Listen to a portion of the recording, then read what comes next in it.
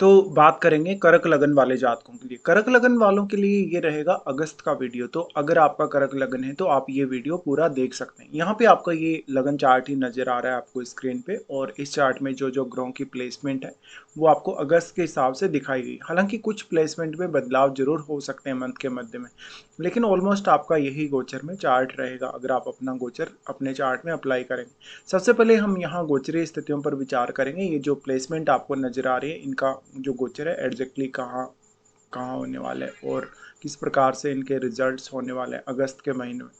तो सबसे पहले हम यहाँ गोचरीय स्थितियों पर अगर विचार करें तो सूर्य को देखते हैं। सूर्य 17 अगस्त तक कर्क राशि में रहेंगे।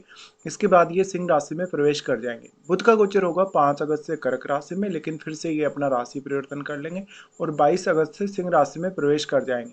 शुक्र का गोचर कन्या राशि में रहेगा, जहां वो 1 अगस्त से कन्या में प्रवेश करेंगे। वहीं मंगल 2 अगस्त से मिथुन में प्रवेश करेंगे। बृहस्पति कर्क में इस समय गोचर में है और शनि मीन राशि में गोचर कर रहे हैं। चंद्रमा अभी 1 अगस्त को आपको कुंभ राशि में देखने को मिलेंगे। राहु के गोचर की बात की जाए तो राहु रहेंगे कुंभ राशि में और केतु सिंह राशि में रहेंगे।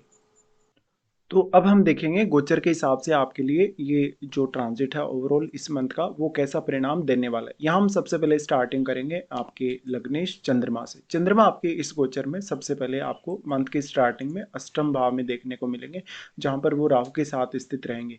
देखिए शुरुआत आपकी हो सकता है बहुत अच्छे से ना हो, शुरुआती दिनों में आपको थोड़ा स्ट्रेस रहे लगभग 2-3 दिन के लिए, और आपकी लाइफ में आपको काफ़ी ज़्यादा अनसर्टेनिटी फील हो, काफ़ी भय फील हो। अगर आप मैरिड हैं तो आपके ससुराल पक्ष के साथ या अपने जीवन साथी के साथ आपको काफ़ी ज़्यादा कॉन्फिडेंस में कमी महसूस हो, या उनकी तरफ से आपको हो सकता है बहुत ज़्यादा प्रेशराइज किया गया हो।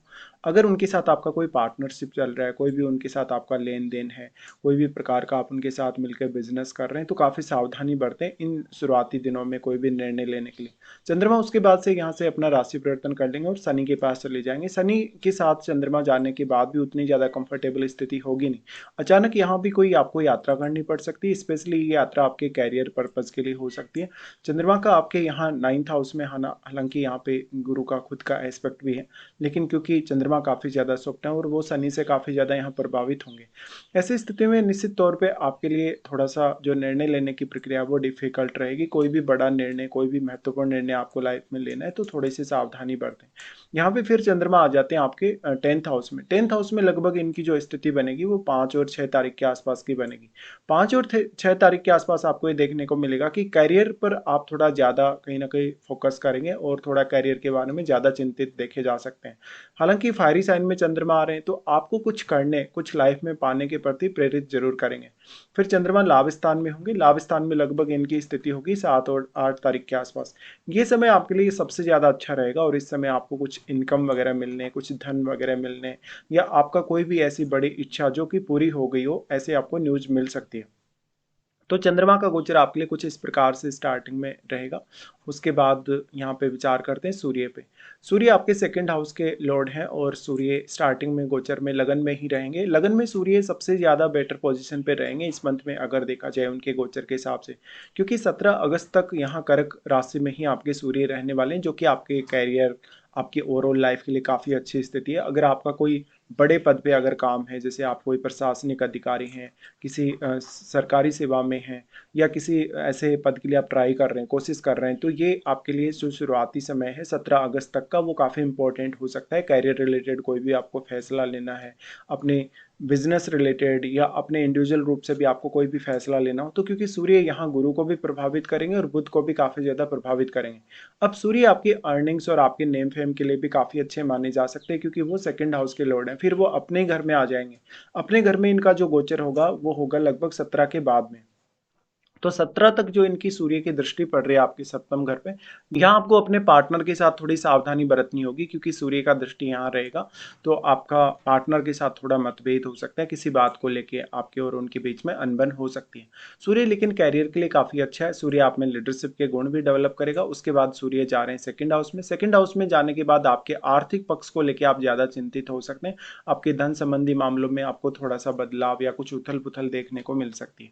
सूर्य यहाँ आ रहे हैं आपके सेकंड हाउस में तो बेसिकली आप फोकस करिए अपने कैरियर रिलेटेड कार्यों पे, और सूर्य बेसिकली यहीं अपना ज़्यादातर प्रभाव डाल पाएंगे। लेकिन क्योंकि केतु यहाँ ऑलरेडी है, तो परिवार को लेके, आप अपने अर्निंग्स को लेके, अपने सेविंग्स को लेके थोड़े ज़्यादा यहाँ चिंतित रहेंगे। तो सूर्य का यहाँ आना कुछ हद तक ही सिर्फ आपको सपोर्ट कर सकता है, क्योंकि केतु का ट्रांजिट यहाँ ऑलरेडी है। अब यहाँ पे फिर अगर हम विचार करें तो आगे बढ़ते हैं और बुध के लिए विचार करते हैं। बुध थर्ड हाउस के लॉर्ड और आपके चार्ट में वो 12वें घर के लॉर्ड हैं। शुरुआत में बुध का जो ट्रांजिट रहेगा, आपके लगन में बुध रहेंगे। देखिए लगन में बुध काफी अच्छी स्थिति बना रहे हैं आपके लिए, क्योंकि वो यहाँ बृहस्पति जैसे शुभ ग्रह के साथ और सूर्य जैसे ग्रह के साथ रहने वाले। यहाँ पे जो बुध रहेंगे 5 अगस्त से, क्योंकि वो आ रहे हैं आपके लगन में, 5 अगस्त के बाद लगभग 22 अगस्त तक वो रहने वाले हैं यहाँ। हालांकि सूर्य यहाँ से पहले निकलेंगे आगे के लिए, लेकिन बुध यहाँ पर फिर भी गोचर में रहेंगे। तो बुध का आपको सपोर्ट रहेगा बिजनेस या बिजनेस रिलेटेड फैसले लेने के लिए, पार्टनरशिप रिलेटेड फैसले लेने के लिए। इसके साथ साथ अगर कोई भी स्थिति आपकी लाइफ में बिगड़ती है, स्पेशली पैसे को लेकर दिक्कत आती है, रिलेशनशिप को लेकर दिक्कत आती है, कोई भी फैसला लेने को लेकर आपको प्रॉब्लम आती है, तो वहां पर आप बुध लगन में होते हुए थोड़ा स्थिति को अच्छे से मैनेज कर सकते हैं। अब उन लोगों के लिए जिनका कुछ फॉरेन वरेन से पैसा आ रहा है, जिनका अपनी खुद की मेहनत से पैसा आ रहा है, अपने स्वयं के हार्डवर्क से, बेसिकली आपका अगर कम्युनिकेशन से रिलेटेड कार्य है, तो बुध आपको ज़्यादा मदद कर पाएंगे। बुध की दृष्टि जो सप्तम पर पड़ेगी, तो यहाँ पर परिवार के लोगों के साथ और जीवन साथी के साथ रिलेशनशिप काफ़ी बेटर होंगे, क्योंकि आपका यहाँ पे फोर्थ हाउस है, उसका स्वामी शुक्र है, और शुक्र क्योंकि थर्ड हाउस में चले गए, थर्ड के लॉर्ड आपके लगन में गोचर में है। तो यहाँ पे बेसिकली जो भी आपकी स्थिति, जहाँ जहाँ भी आपको लग रहा है कि आप बहुत ज़्यादा अनकंफर्टेबल हैं, जहाँ जहाँ भी आपको लग रहा है कि कुछ व्यवधान या कुछ समस्या है आपकी लाइफ में, वहाँ पर आप स्थिति को काफ़ी अच्छे से संभाल सकते हैं। बुध का दृष्टि जो सप्तम पर पड़ रहा है, तो पार्टनर के साथ आप बहुत अच्छे से हैंडल कर सकते हो। साथ ही आपका अगर कोई बिजनेस ऑलरेडी चल रहा है, तो पार्टनरशिप इस समय ना करें तो ज़्यादा बेटर रहेगा। बुध जो लगन में अभी रहेंगे, ये काफ़ी बेहतर रिजल्ट देंगे। बाद में 22 अगस्त को वो अपना राशि परिवर्तन कर लेंगे और आपके सेकंड हाउस में आ जाएंगे। सेकंड हाउस में बुध आएंगे तो आपकी फैमिली के साथ थोड़ी अनबन रह सकती है, क्योंकि यहाँ ऑलरेडी सूर्य रहेंगे पहले से ही, और बुध की जो एनर्जी है वो केतु के पास चली जाएगी, इसलिए बुध यहाँ थोड़े कमजोर से पड़ जाएंगे। इसलिए हो सकता है अनवांटेडली आपका या तो कोई खर्चा हो, या तो आपको अपने धन को मैनेज करने में परेशानी हो, कुछ ऐसी कठिनाई हो यहाँ पर। लेकिन बुध जो आ जाएंगे, बुध की दृष्टि पड़ेगी अष्टम पर। अष्टम पर बुध की दृष्टि पड़े तो फिर ये अष्टम भाव को एक्सप्लोर करने, अष्टम भाव से रिलेटेड कुछ लाइफ में नया करने या कुछ जानने के लिए अच्छी स्थिति मानी जा सकती है। तो कुल मिलाकर इस तरीके से बुध का गोचर आपके लिए रहेगा। फिर बात करते हैं शुक्र के बारे में। शुक्र आपके फोर्थ हाउस के लॉर्ड और आपके 11th हाउस के लॉर्ड है। शुक्र इस मंथ में नीच की स्थिति में रहेंगे, आपके थर्ड हाउस में रहेंगे। देखिए थर्ड हाउस का जो शुक्र है वो थोड़ा सा आपको किसी से भी ज्यादा अटैच करेगा। हालांकि लगन में आपके गुरु जैसा शुभ ग्रह गोचर में है, फिर भी तो स्थिति को आप काफी अच्छे से मैनेज कर लेंगे। लेकिन शुक्र का थर्ड हाउस में आना, नीच की स्थिति में आना, आपका पड़ोस में किसी स्त्री से झगड़ा हो सकता है, आपका पड़ोस में कोई अफेयर वगैरह है तो वो टूट सकता है, आपकी मैरिड लाइफ में दिक्कत आ सकती है। साथ ही साथ अगर आप कोई क्रिएटिव फील्ड में काम कर रहे हैं तो आपकी इमेज थोड़ी खराब हो सकती है। शुक्र नीच के होने की वजह से शुक्र का जो शुभ प्रभाव है वो कम हो जाएगा। कम होने की वजह से जीवन में ज्यादा से ज्यादा भोग विलास पाने, लग्जरी पाने के लिए आपको ज्यादा प्रयास करने होंगे। शुक्र फिर यहाँ यहीं क्योंकि वो रहेंगे और वो 11वें घर के भी लॉर्ड हैं, तो बहुत सारी अपेक्षाएं, बहुत सारी ऐसी इच्छाएं जो आपको शुक्र से रिलेटेड चीजों को लेके वो अभी भी आपकी अधूरी रह सकती हैं। शुक्र यहाँ से अपनी दृष्टि डाल रहे हैं आपकी 9th हाउस पे, जहाँ पर वो शनि की दृष्टि से स्वयं भी प्रभावित है, इसलिए शनि कुछ हद तक यहाँ शुक्र को कंट्रोल कर सकेंगे अपनी दृष्टि होने की वजह से। और यहाँ वैसे मंगल का भी दृष्टि है, तो मंगल और भी ज्यादा यहाँ कामुकता बढ़ा रहे हैं आपकी। तो उन लोगों को ज़्यादा सतर्क रहना होगा जिनका शुक्र से रिलेटेड कोई भी प्रोफेशन है, या जिनका कोई अफेयर चल रहा है, कोई अदर अफेयर रिलेशनशिप वगैरह चल रहा है मैरिज होने के बाद भी। ऐसे में अगर कोई भी बात आपकी, कोई भी प्राइवेट बात, कोई भी आपकी सीक्रेट बात अगर सामने आती तो आपको काफ़ी ज़्यादा दिक्कतें हो सकती हैं। फिर यहाँ से शुक्र का गोचर तो बदलेगा नहीं, शुक्र यहाँ थर्ड हाउस में ही गोचर में रहेंगे, तो निश्चित तौर पे शुक्र यहाँ अपना पूरा पूरा प्रभाव डाल रहे हैं। और शुक्र क्योंकि 1 अगस्त से ही आ जाएंगे तो लगभग पूरा महीना यहाँ गोचर में रहेंगे। उसके बाद यहाँ हम देखते हैं मंगल को। मंगल आपके पंचमेश हैं और वो आपके 10वें घर के भी लॉर्ड हैं। मंगल की स्थिति का ओवरऑल तरीके से देखा जाए तो मंगल 12th हाउस में ही रहने वाले हैं पूरे मंथ के दौरान। देखिए मंगल 12वां मंगल है और ये रिश्तों में तनाव ला सकता है, काफी फाइट वगैरह करवा सकता है। उन लोगों को ज्यादा फायदा जिनका प्रोफेशन को लेके बाहर विदेश से कोई संबंध है, या जो लोग विदेश में रह रहे हैं।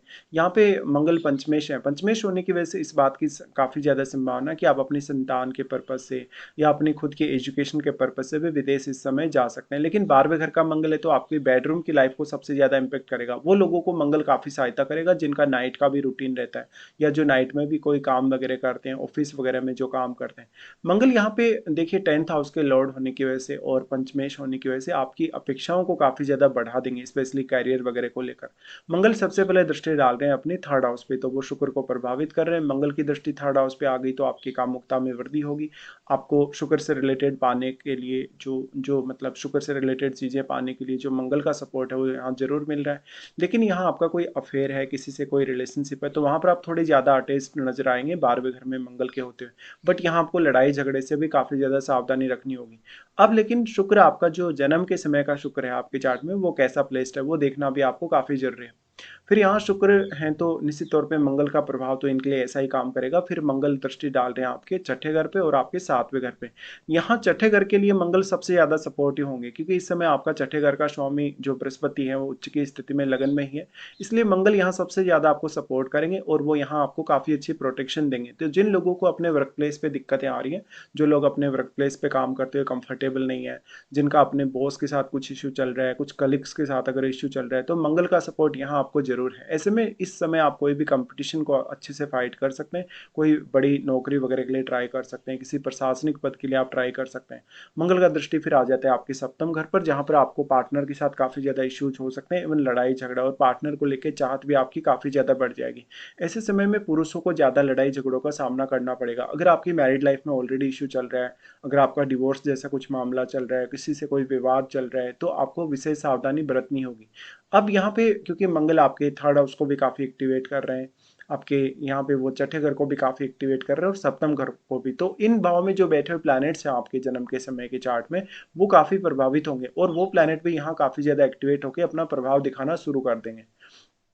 उसके बाद देखते हैं बृहस्पति को। बृहस्पति आपके 6ठे घर के स्वामी और आपके वो यहाँ पे 9th हाउस के लॉर्ड हैं। बृहस्पति फिलहाल लगन में रहेंगे और लगन में ही गोचर इनका है, तो उच्च की स्थिति में बृहस्पति हैं। देखिए उच्च का बृहस्पति है, काफी ज्यादा सपोर्ट करेगा, पॉजिटिविटी लाएगा। जहां जहां भी आपको प्रॉब्लम आएगी वहां पर आप काफी सटीकता से अपने निर्णय ले सकेंगे, बहुत ज्यादा मैच्योरिटी के साथ, बहुत ज्यादा विवेकशीलता के साथ और बुद्धिमत्ता के साथ। लेकिन यहाँ सूर्य साथ है, सूर्य साथ होने से कुछ हद तक सूर्य का प्रभाव यहाँ काफी ज्यादा बना रहेगा और जब तक सूर्य यहाँ पर 15 डिग्री के बाद आगे की डिग्रियां क्रॉस नहीं करेंगे तब तक आपको दिक्कत होगी। 15 डिग्री तक जब तक सूर्य यहाँ आएंगे तब तक सूर्य का प्रभाव काफी ज्यादा रह सकता है। उसके बाद में सूर्य का प्रभाव धीरे धीरे कम होने लगेगा, क्योंकि सूर्य यहाँ आगे की तरफ बढ़ रहे हैं, अपने खुद के घर की तरफ वो जा रहे हैं। ऐसे केस में गुरु का जो प्रभाव है आपके लिए आपको ओवरऑल स्टेबिलिटी प्रोवाइड करेगा, क्योंकि गुरु हर प्रकार के निर्णय, हर प्रकार के कार्य करने में आपकी मदद करेंगे। गुरु यहाँ आपकी सिक्स सेंस को भी बढ़ाएंगे। साथ साथ में अगर आपका केतु का संबंध गुरु से है, शनि का संबंध अगर गुरु से है, तो गुरु और भी ज्यादा प्रभावशाली यहाँ आपके लिए साबित होंगे। ऐसे केस में जिन जातकों का वजन बढ़ा हुआ है, जिनका डाइजेशन सिस्टम ठीक नहीं है, जिनको हेल्थ का कोई ऐसा इश्यू है जो ओवरऑल बॉडी पे आपके झलकता है एकदम से, या आपका डाइजेशन के अलावा हो सकता है बहुत ज़्यादा आप खाना खाते हो, खाने पे आपका कंट्रोल नहीं हो, डाइट पे कंट्रोल नहीं हो, तो आपको थोड़ी सावधानी बरतनी होगी। गुरु यहाँ पे हालांकि बुध को भी प्रभावित कर रहे हैं और बुध भी 12वें घर के लॉर्ड हैं, तो उन लोगों को फायदा करवा सकते हैं जिनका डायरेक्टली या इनडायरेक्टली फॉरेन से संबंध है। यहाँ पे गुरु आपको काफी आध्यात्मिक बनाने वाले हैं। आपका अगर गुरु से रिलेटेड ही कोई काम है, जैसे उच्च शिक्षा से रिलेटेड कोई काम है, आध्यात्म से रिलेटेड कोई काम है, तो गुरु काफी सपोर्ट करेंगे। गुरु की दृष्टि सबसे पहले आ जाती है 5वें घर पर, जहां पर संतान की बहुत सारी संभावनाएं गुरु लाएंगे आपके लिए। और गुरु क्योंकि यहाँ पर 5म पर दृष्टि डालेंगे तो संतान आपकी काफी गुणी होगी। साथ ही साथ संतान के साथ आपका रिश्ता भी काफी बेहतर रहेगा। यहाँ गुरु का दृष्टि का पढ़ना शेयर बाजार, लॉटरी, सट्टा वगैरह या कुछ नया इनकम सोर्स आप अपने लिए देख रहे हैं तो वो बन सकता है। यहाँ पे अब जितने भी प्रकार के चैलेंजेस आपकी लाइफ में रहेंगे इस मंथ के दौरान, उनमें गुरु आपको काफी सहायता कर रहे हैं किसी भी प्रकार का निर्णय लेने के लिए।